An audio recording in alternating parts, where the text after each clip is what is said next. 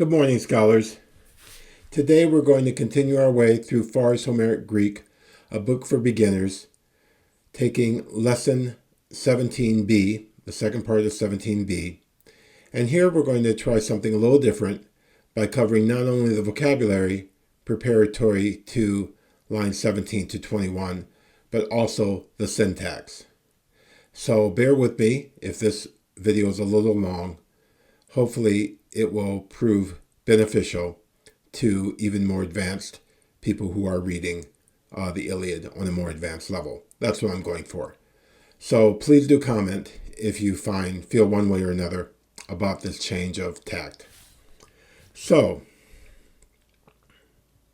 to begin, just looking straightforward at the vocabulary, we have HP, reverence, δέχομαι, ἐδεξόμαι, ἐδεξάμεν, to accept or receive, δίδωμι, δίδωσα, έδωκα, to give, to grant, δόμα, a house or home, ἐγω-μέω, the personal pronoun of the first person, I, ἐκ-πέρθω, ἐκ-πέρθω, ἐξ-πέρθα, ἐξ-πράττων, to sack, utterly, pillage, plunder, ἐϋ-κνήμις, ἐϋ-κνήμιδος, well grieved, ΙΚνέομαι, ἰκέσθαι, Ικνέομαι, to arrive or reach one's destination. We have the combination men, the particle men, correlative with de, so men and de, a famous, very much celebrated Greek coordination of particles, men and de, which in the most ham-fisted way can be translated on the one hand, on the other, but rarely does it stand that ham-fisted translation except in your mind. Really, it's just the Greek desire to always be balancing things, men, de, on the one hand and the other, this and that. It's a balancing, it's particles that balance two things, which appear all over in ancient Greek literature. Then you have oíka-δε, which means homeward, to home, like you go oíka-δε, to get home. And then pαῖς, παιδός, son, daughter, doulos, city or state. And then you have the personal pronoun of the second person, you, siu, seu, etc. So let's look at more detail at each of these and a few other words. So, beginning with ἐϋ-κνήμις, ἐϋ-κνήμιδος, we see that this is a very common phenomenon in Greek where you have a compound that's made where, as Smythe says in 884, a preposition or adverb is often the first part of a compound. So ἐου, it means well or good, and µνήμις are the shin guards that soldiers wore. So well grieved, equipped with good shin guards, this is one of the standard epithets that gets attached to the Achaeans. So Smythe gives you examples here: ἐσοδος, an entrance; ἀποφεύγω, to flee away; ἐου to case, happy; ἐνέστος, ever to be remembered.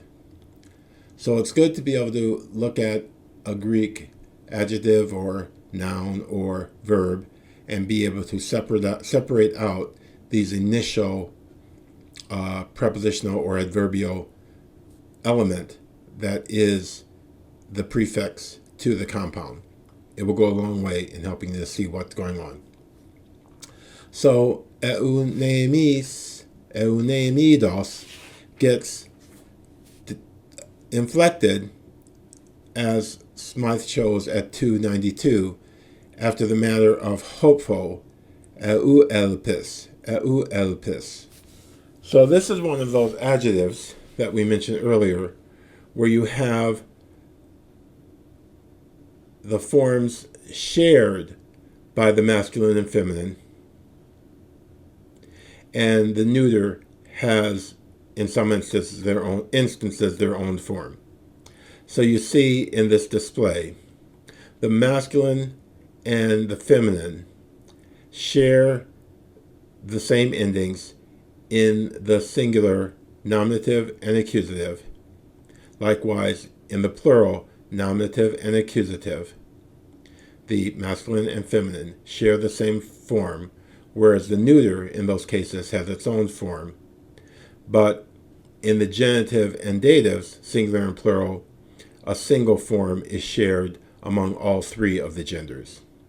So, ἐου-ελπίς, ἐου-ελπεδός, ἐου-ελπεδέ, ἐου-ελπίν is our masculine, feminine, singular. ἐου-ελπεδές, ἐου-ελπεδόν, ἐου-ελπισίν, ἐου-ελπεδάς is our masculine and feminine plural. But in the neuter, we see in the nominative and accusative, which are always the same in the neuter, we see ἐου-ελπί, ἐου-ελπί, singular, and ἐου-ελπεδά, ἐου-ελπεδά, plural. And in the dual, we see ἐου-ελπεδέ with epsilon, like we saw with kosme tore a few lines ago, and ἐου-ελπεδόιν in the genitive and the dative. So look at this closely. It should be recognizable if you're comfortable with your third declension endings. There should be really no difficulty in identifying which is which. The trick is to realize that the masculine and feminine forms are shared. Okay. Now here we have te kai.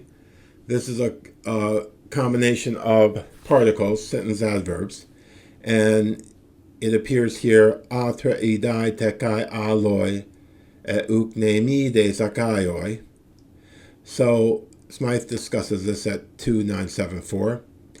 Te kai, or te kai, often serves to unite complements, both similars and opposites. Te kai is not used when one clause is subordinate to another.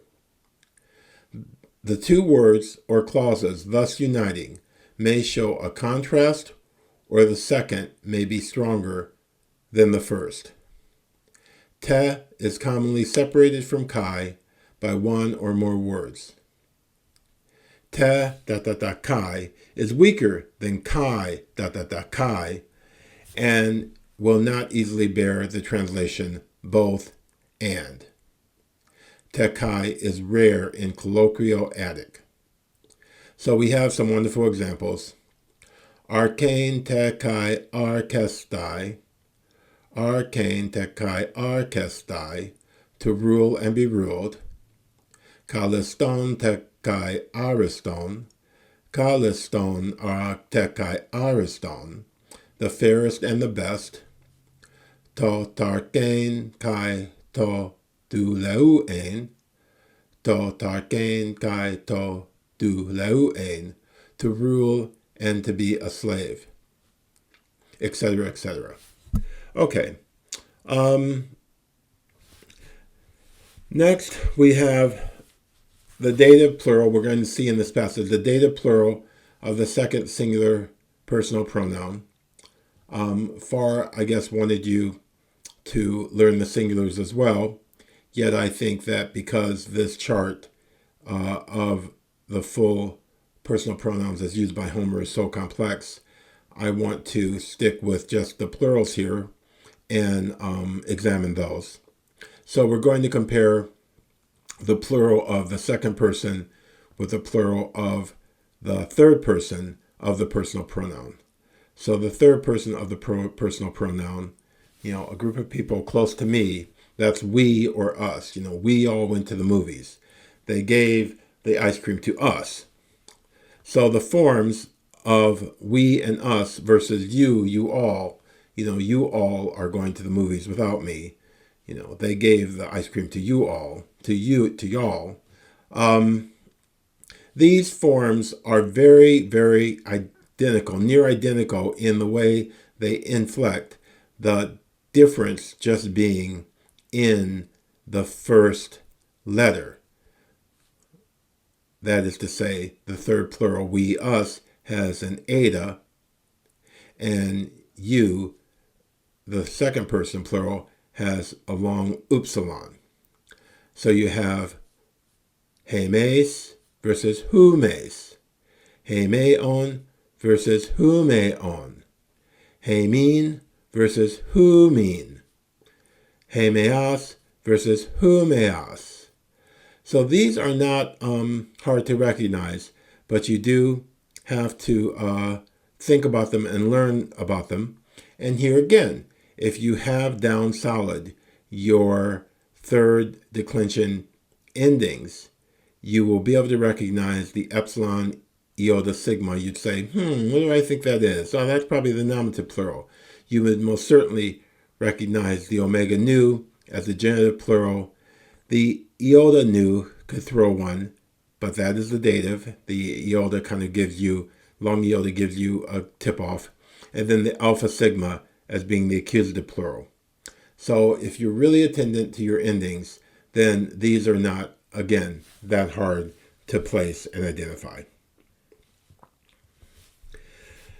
So next we have the important verb, and it's a me verb, as opposed to the verbs that end in omega, like luo. You have also these verbs that end in me, like didωμαι, and didωμαι means to give. And it has two stems, as you see in the parentheses, a strong stem in omega and a weak stem in omicron. And so the present itself, didωμαι, suffers what's called reduplication, with the di reduplicating the sound of the da, didωμαι.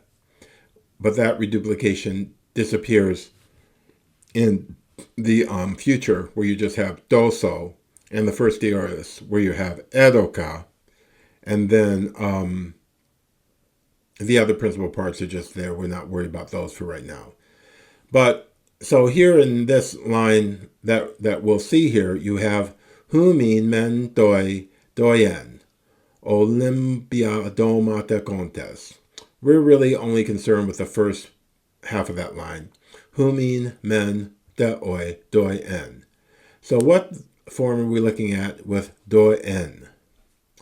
Dοίεν is the third plural optative of the second aorist of δίδωμι.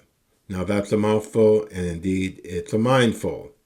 But it'll be a while before we get to talk about the optatives in and of themselves. But right now I want to introduce you by letting you know that it's really quite simple the way the optatives get formed.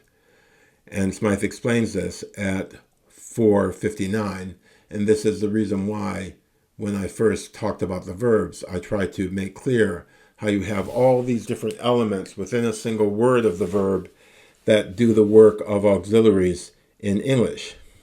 So the suffix of the optative, here we're going to see the suffix of the optative as treated at 4:59 Smythe. He writes, the optative adds the mood suffix long iota, or iota eta, which contracts with the final vowel of the tenth stem.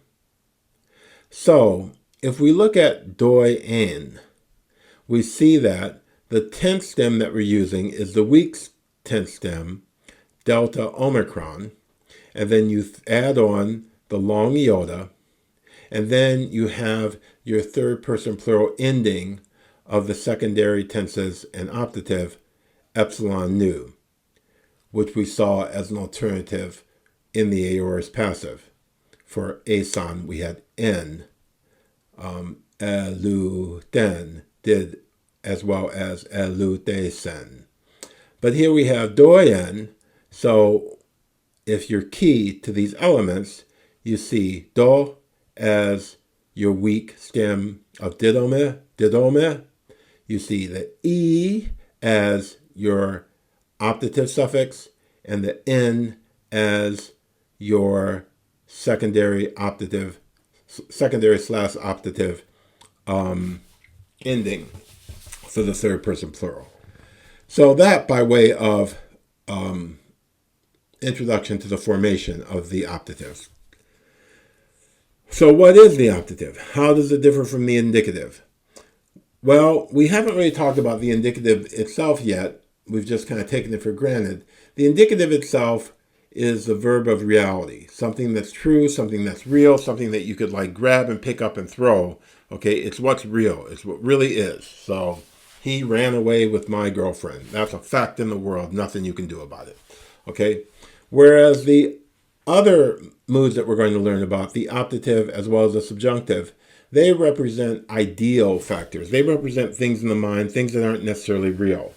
So with dοῖεν here, we have an example of what is called the optative of wish, which is actually the focal or most important central basic idea of the optative. So here, readings from Smythe 1814, the optative of wish. In independent sentences, the optative without on, and that's a particle we'll talk about down the road, is used to express a wish referring to the future. The negative is may. So we have this example, O pai, genoi o patros ἐουtukesteros. O son, may you become more lucky than your father. ἐουκέσθερος patros. More lucky than your father. Now, with this wish referring to the future, from this use is derived the name of the mood, from the Latin word opto, which means to wish, or I wish. So, like I say, this is the central notion of the optative, this idea of wishing. So in this sense, the sense of dίδωμι that we have here is one that follows the infinitive, is followed or completed by the infinitive, and we'll talk about that in a second. But here, when it appears with regard to a divine power, it means to empower or permit something to happen, or to grant that a person does something, or that something is done to a person. So here we have ὑμῖν μεν δοῖεν. ὑμῖν μεν δοῖεν. To you may the gods grant. And then Okay, Olympia doma da contest is just like an adjectival phrase saying what gods we're talking about. Those gods who hold the houses in the Olympic houses. Okay, but this idea is may the Croesus is here wishing for the Achaeans that the gods will grant them something, and we'll see what is going to be granted by the infinitives that follow this optative of wish, because as we saw, this use of dίδωμι is used in such a way as to be followed up or completed with the infinitive. And here we go. The objective infinitive after verbs of will and desire. So Smythe 1991. Verbs of will or desire and their opposites are often followed by an infinitive. The infinitive with a subject accusative denotes that something should or may be done. The negative is may. So we have simple examples like itelon autu akouein. Itelon autu akouein. They were willing to listen to him. Okay, akouein, like we get acoustic, to hear. They were willing to listen to him. That's your infinitive, following up, explaining what they were willing to do. Second example, ebuleuonto ἐκλειπέν ten pollen. Ebuleuonto ἐκλειπέν ten pollen. they plan to leave the city, from Herodotus. And ἐκλέπειν is a second aorist infinitive. Ebuleuonto, they were planning to leave the city. Now, so this is a basic construction that occurs even in English. I mean, we have all types of verbs in English that need a infinitive expression to complete their meaning, and usually we talk about that as a complementary infinitive. So at 1994, under verbs of will and desire are included verbs expressing an activity to the end that something shall or shall not be done. So thus, dίδωμι, offer, give, diamakomai, to struggle against, poio, diapratomai, katergazdomai, I will manage, I will affect, par ekomai, I offer. So I offer to sell your car. You know, I will give you to, come in free. I will grant you to come in free. So this is what we have going on here after the dοῖεν. Ὑμῖν men dοῖεν. May the gods grant to you to what? ἐκ-πέρθω priamoio pollen. ικέσθαι. So what's going on with ἐκ-πέρθω priamoio pollen? ικέσθαι. So first we have to understand ἐκ-πέρθω. ἐκ-πέρθω is a first aorist active infinitive from ἐκ-πέρθω, and ἐκ-πέρθω means to sack or plunder a city completely. So to completely sack. Okay, so our principal parts for that are ἐκ-πέρθω, ἐκ-πέρθω, and ἐκ-πέρθω.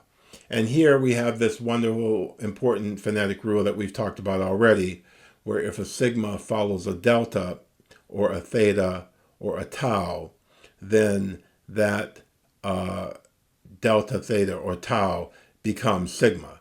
So πέρθω becomes πέρθω because of the sigma, which is the suffix of the future, and ἐ-πέρθω because of the sigma, along with alpha, which is the suffix of the first aorist. However that may be, ἐκ-πέρθω, with the alpha iota ending, that is the ending of the first aorist active infinitive. And remember, we're only looking for our augment in the indicative, so the infinitive is not going to need the augment. So ἐκ-πέρθω is just the aorist, first aorist active infinitive. So ὑμῖν men dοῖεν, may the gods give to you, ἐκ-πέρθω priamoio pollen, to utterly sack the city of Priam. Priam, of course, was the patriarch of Troy. οίκα-δε ικέσθαι, and to come home in good fashion. So let's look at what's going on with that second expression. Oíka-δε, this suffix de, delta epsilon, far introduced earlier, and Smythe talks about it at 1589. It expresses the limit of motion. So you have astude in Homer and in prose, towards the city. I'm going astude, towards town. Athenasde, I'm going towards Athens. Kamazde, he fell towards the ground. And our own oíka-δε, may you get home. May you get home well. In prose, on the other hand, you'd regularly have this limit of motion expressed by a preposition, ἐς, epi, para, pros, or hos, if you're talking about a person, and followed by the accusative. But nevertheless, what we have here is this poetic use of de as a suffix to express the end of motion. Now, there's a funny thing going on with the accent here, and for freaks like me who are interested in such, I refer you to Smythe 186 to examine what's going on with the accent, but don't sweat that. So what about ɩknēομαι? I see I have the breathing wrong in the title, but you see it is with a rough breathing. ɩknēome. And this is a deponent, i.e. it has a middle form but active meaning, and it's a lengthened form of these other forms, hiko, hikano, which you see in Homer. So if you look at the principal parts, you see that they are built off that shortest form, the future being hyksomai, and the second aorist being ϊκνέομαι, that iota has to be lengthened by the augment. Now, ϊκνέομαι means simply to come to a place. And so it's generally followed by an accusative of place, or it can be followed, like we have it here, oíka-δε, with that de suffix, word with a de suffix, which does the work of an accusative of place. Or it can be followed by a preposition. So in Homer, you both see preposition plus the accusative. You see both hikato neas and hikato epineas. He came to the ships, he came ships. Either one will work in Homer, either with the preposition or without.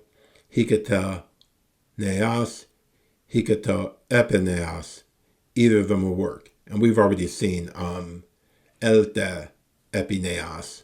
It's the same structure.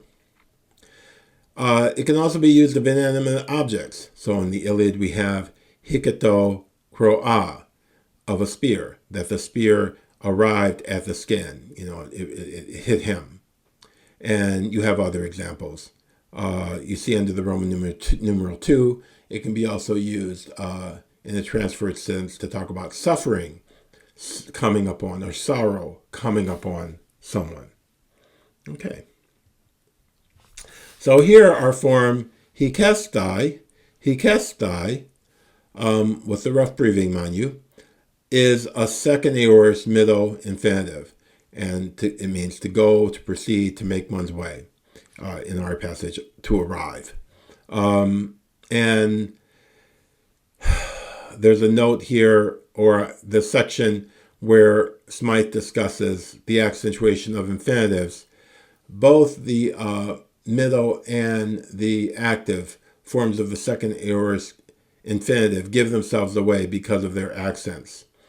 And here at 425a, you see that the second aorist middle infinitive is accented on that second from the last syllable, along with some others.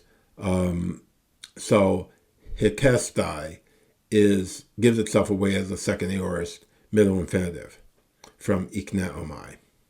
So ἐκ-πέρθω priamoio Pauline ἐουδοικάδικέσθαι. Of course, we've already seen pαῖς, so I'm not going to waste any time here. Pαῖς, παῖδα, child, and the inflection of it, if you haven't memorized this yet, you should. Pαῖς, παῖδος, παῖδε, παῖδα, παῖδες, παῖδον, παῖσαι, παῖδας. And δέχομαι. Δέχομαι, very important, and word that you see all the time. It means of things as an object. It means to take, accept, or receive what is offered, equivalent to Latin accipere. But let's look above at the principal parts. Δέχομαι has δέξομαι as its future, δέξαμεν as its first aorist, and also it has a passive-looking first aorist, ἐκέσθαι. Okay. But very important word. Look down. This is important. Look down in the fourth line. Down here, 1, 2, 3, 4, 5, 6. The sixth line. You see the infinitive form δέχομαι. Δέχομαι. We'll see this later in our passage. It's a syncopated form of ικέσθαι, where the epsilon and sigma have just been dropped out, dēkhdai, to give you this shorter form. So, when you open up your dictionary and look at the full passage, there's always a lot to be learned and relearned by doing that. Okay, so in this line, paidamoy lu saite pilain, we have the appearance of the dative singular of the first person personal pronoun, I. So here are the forms there. Here, ego, egon for the nominative, meo, meo. These 5 different forms for the genitive, but here we're concerned with the dative. You have emoi, which is more emphatic than simple moi, the enclitic form. And likewise, in the accusative, you have eme, which is more emphatic than simple me, the enclitic form. So, paidemoi lu saite pilain, tada poina ďekesthai. Good. Okay, so what's going on here? We have an optative of wish and request with this lu saite. And look at this form, lu saite. I mean, if you learned your aorist forms of luo, first aorist forms of luo, you'd know that the second person plural was elusate, but since you don't need the augment outside of the indicative, you don't have the augment, and we saw earlier that the suffix of the optative is that iota, so that explains how this iota has creeped in between the alpha and the tau to get lu saite as our form of the optative. And so, as we've seen earlier, this is your optative of wish. In independent sentences, the optative without on is used to express a wish referring to the future. From this use is derived the name of the mood, opto, to wish. So, at 1820, Smythe puts a finer point on it. The optative may sometimes express a command or exhortation with a force nearly akin to the imperative. So, kerisopos hegoito. Let kerisopos lead. But Monro, in Monroe's Homeric Grammar, he puts an even finer point on this occurrence of the optative without on. He says, quoting section 299b, the uses of the optative in simple sentences range from the expression of wish on the part of the speaker to the expression of mere supposition or admission of possibility. Okay, so I might say, well, God, he may have missed his train. That would be in the optative in Greek. And then here we go, without ken or on, and especially as here in our passage, in the second person, and we have the second person plural, the optative may express a gentle or deferential imperative. So this is Cruces asking that they release his daughter, but he's not giving a command. He's giving a very gentle or deferential imperative, which conveys advice or suggestion or something like that. So, paida moi lu saite, kind of please, maybe think about releasing my daughter, okay? And that's what's going on here. So, but it's followed up by this ďekesthai, ta da poina ďekesthai, where the infinitive does the work of the imperative. So this is treated at Smythe 2013, infinitive and commands. The infinitive may be used for the second person of the imperative. The person addressed is regarded as a subject. So, the Achaeans and Agamemnon are regarded as the subject here. This infinitive is commoner in poetry than in prose, where in prose it has a solemn or formal force. Now we have some nice examples here. First one from the Iliad. Darson nun Diomedes epitro esi µέσthai. µέσthai is our infinitive here serving as an imperative. With good courage now Diomede, fight against the Trojans. Dar son nun Diomedes epitroese ma kestai. And then from Thucydides, we have a use of it. But you, Clearidas, open the gates and sally forth. Sude Clearida, tas poulas anoixas epektein. So epektein is our second aorist infinitive. Or is it present? Epekteo. Yeah, it's present. Sude Clearida, tas poulas anoixas epektein. And so at 2013a, he gets to the full point and says, this infinitive may be used in conjunction with an imperative, which is what we have in our Homer passage. We have the imperative, lusaite, in the optative, and then we have the infinitive following up, ಯಕ್έσθαι, which is doing the work of the imperative. It's a little complex, but it's not as bad as it seems. So we have this wonderful example from the comedian Aristophanes. Hear ye, good people, drink the pitchers as your sires drank. Akuete leoi, kata ta patria tus koas pinein. Pinein is our infinitive, and it's serving as an imperative. Akuete is a straightforward imperative form. Listen, folks, kata ta patria, just like your fathers, in the manner of your fathers, tus koas, your pitchers, pinein, drink them. So we see that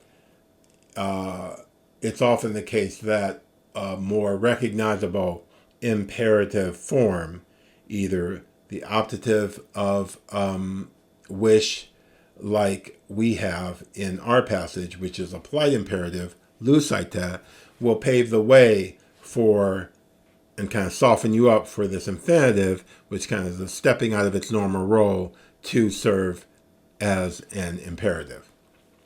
So Monro, as always, puts a fine point on it.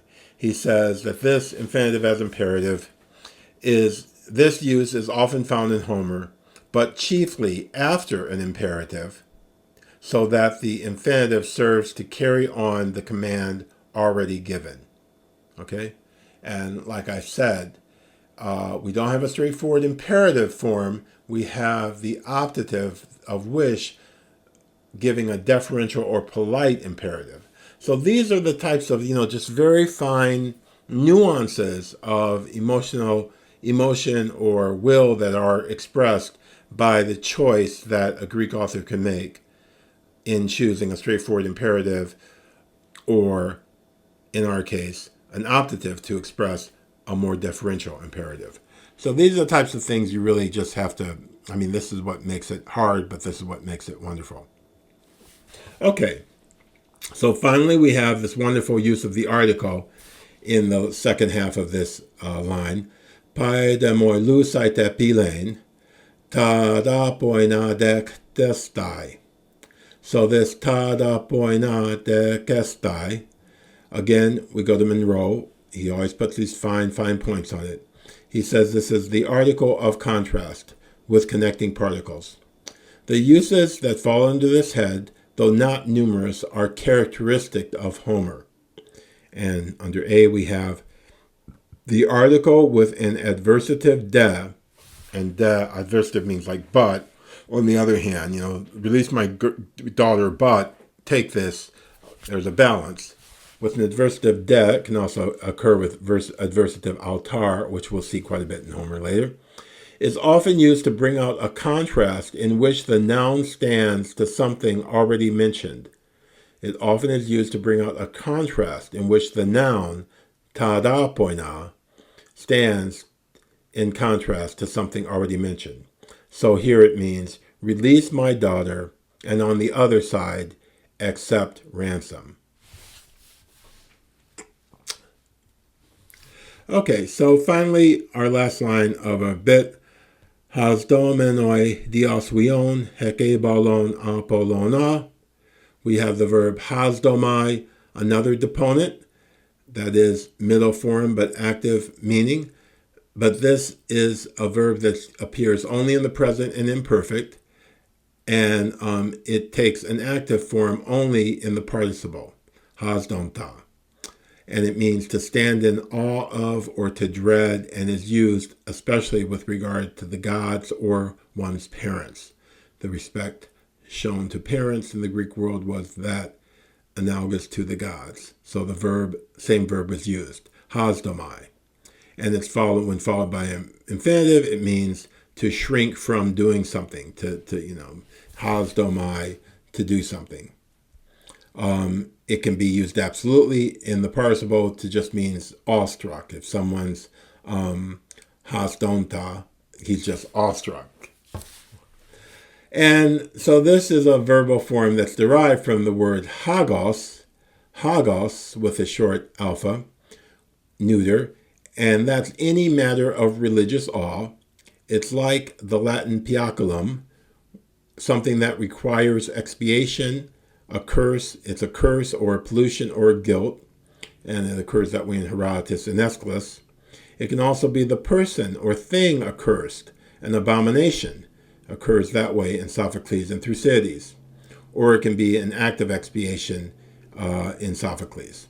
But in the good sense, it can be sebos, equal to sebos, which means all, and it's used that way in the Homeric hymns. Now, as a matter of fact, in the Iliad and the Odyssey, this word hagos does not appear. The word sebos appears quite a bit, along with its verbal forms. But here we do have the verb belonging, or that's cognate with hagos. Ҳάζდոմենoi de oswion, ἐκ-πέρθω Apollona. Okay, so again, I apologize for the length of this video, but this is a new tack that I'm taking, trying to combine vocabulary and syntax in these lessons that are preparatory to us actually looking at the lines. So please do comment if you think that this is helpful, or if you think it's an overload. I can sometimes overload people. Okay, but however that may be, have a great day. I look forward to coming back to you very soon to look at the actual lines themselves, 17 through 21 as a whole. Okay, bye-bye. Have a good day.